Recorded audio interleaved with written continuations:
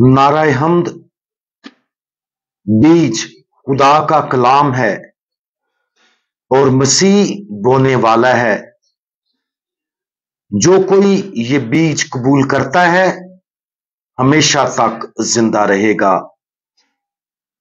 आज हम मुकद्दस लूका की अंजील उसका 6 बाब और उसकी आयात 36 और 37 पर ध्यान ज्ञान करेंगे।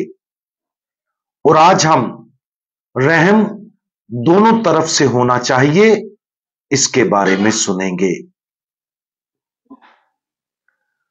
इसलिए तुम रहीम हो जैसा तुम्हारा बाप रहीम है।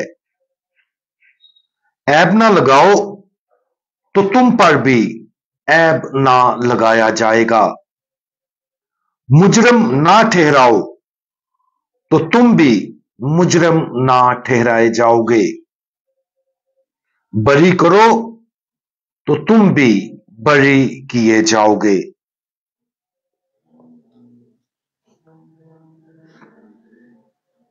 मुकद्दस इग्नेशियस ऑफ लोयला 30 दिन के इत्काफ के लिए रहनुमाई करते हुए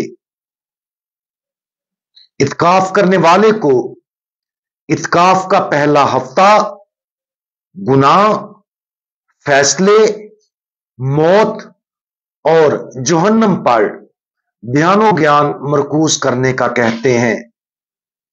शुरू में यह बहुत गैर मुतासर कुन महसूस हो सकता है, लेकिन इस नुक्ता नजर की हिकमत यह है कि इन पर ध्यानो ज्ञान के 1 हफ्ते के बाद इत्काफ करने वालों को इस बात का गहरा एहसास होता है कि उन्हें खुदा की रहमत और बख्शिश की कितनी जरूरत है।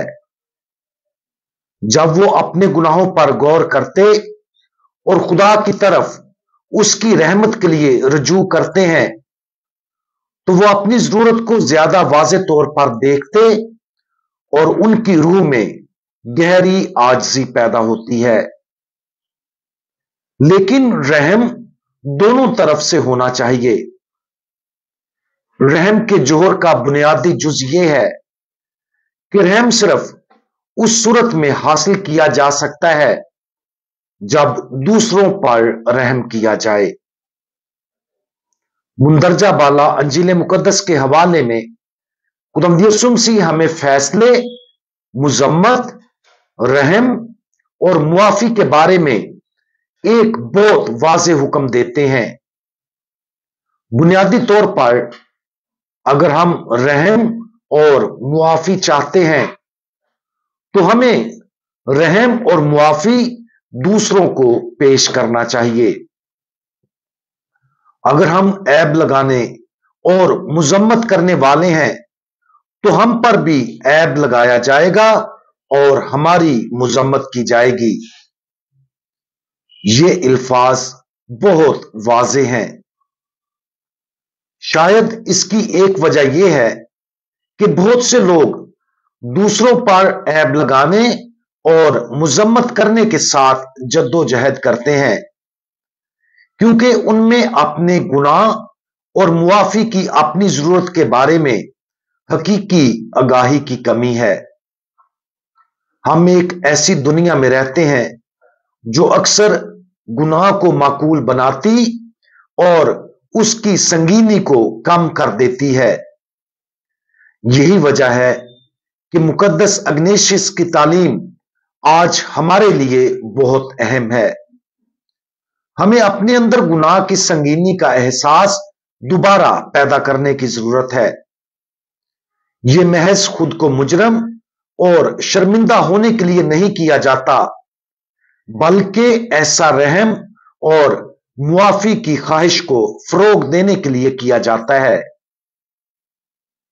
अगर हम खुदा के सामने अपने गुनाह के बारे में गहरी आगाही में बढ़ सकते हैं तो इसका असर यह होगा कि फिर दूसरों पर ऐब लगाना और उन्हें मुजरम ठहराना कम हो जाएगा।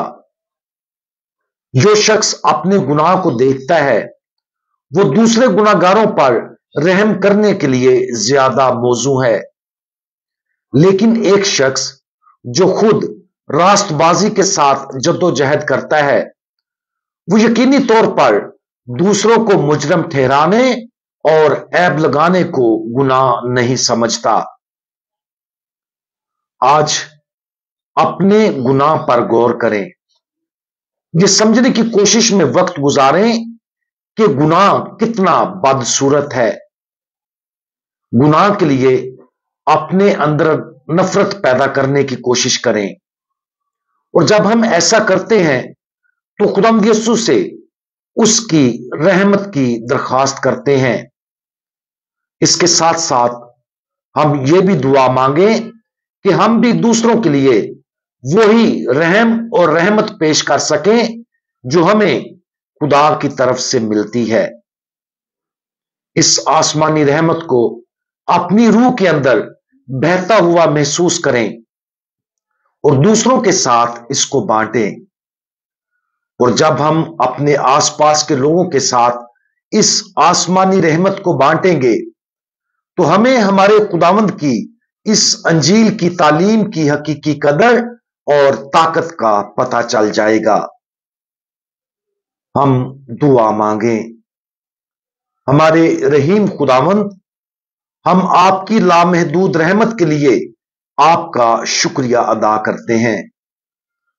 हमारी मदद फरमाएं ताकि हम अपने गुनाहों को वाज़े तौर पर देखते हुए आपकी रहमत की जरूरत को अपने लिए मांग सकें। प्यारे खुदावंद, हम दुआ मांगते हैं कि हमारा दिल आपकी आसमानी रहमत के लिए खुला रहे ताकि हम उसे हासिल करके दूसरों के साथ बांट सकें। प्यारे खुदावंद, हमें अपने इलाही फजल का एक हकीकी आला बना लें। खुदावंद यीशु मसीह, हमारा भरोसा आप पर है। आमीन।